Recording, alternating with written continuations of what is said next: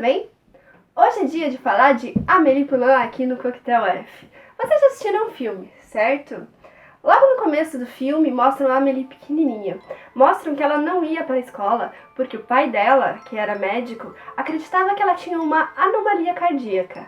Isso acontecia porque cada vez que ele chegava perto dela, o coraçãozinho dela batia mais rápido. Isso porque ele não chegava muito perto dela, então ela era meio solitária. No começo do filme, a mãe da Amélie tá dando uma aula de francês para ela e coloca uma frase no quadro.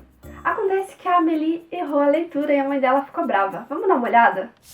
Les poules couvent souvent au couvent. Les poules couvent Très bien. souvent couvent. Non! A frase que estava no quadro tinha duas palavras que eram escritas iguaizinhas, mas que a pronúncia é diferente. Foi por isso que a Amélie errou. Vamos começar falando sobre a segunda. A segunda, então, é couvent. Couvent significa convento, e como a maioria das palavras em francês é uma palavra oxítona, então a sílaba mais forte vai ficar lá no final. Então, por isso eu digo couvent. Assim como a palavra anterior, souvent. Eu vou colocar a sílaba tônica no final, porque é o que acontece com a maioria das palavras em francês. Claro que vai ter exceção. E a palavra anterior, a palavra couve, vai ser uma delas. Por quê? Couve é um verbo conjugado para a terceira pessoa do plural.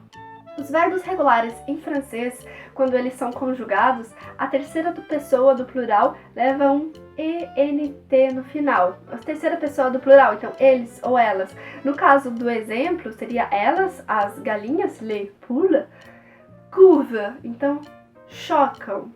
O verbo conjugado leva esse ENT, mas apenas na escrita. E na pronúncia a gente corta antes do ENT. Então é por isso que a frase fica les poules couvent. Então eu termino no V porque é um verbo conjugado para a terceira pessoa do plural, mas as outras palavras eu vou continuar falando como oxítonas. Então, souvent ou couvent.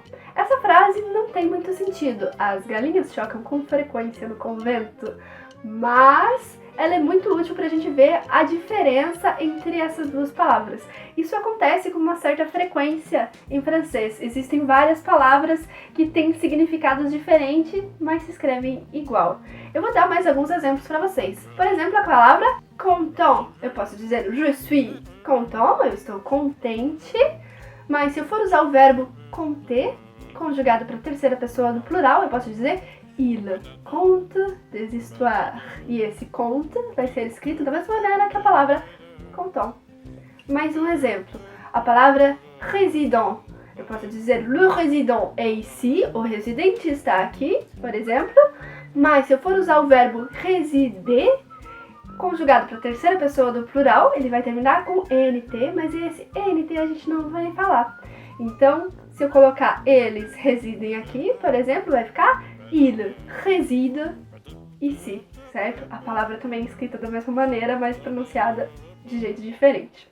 Então, lembre-se, toda vez que você estiver fazendo uma leitura e aparecer um verbo terminado em ENT, esse ENT está lá mais para enfeite, porque a gente não vai falar. Isso acontece muito em francês. Se você começou a estudar francês há pouco tempo, você já deve estar se divertindo com essas maravilhas. Parece uma pegadinha, né? Será que eu posso pisar aqui, não posso pisar lá? É uma beleza, vocês vão ver, vocês vão adorar a língua francesa, cheia de surpresinhas. Mas a gente gosta e é por isso que vocês estão aqui. Gente, muito obrigada por terem assistido. Fique ligado para saber das próximas lições que a gente vai ficar descobrindo da língua francesa e também não se esquece de se inscrever no canal. Belezinha? Um beijão!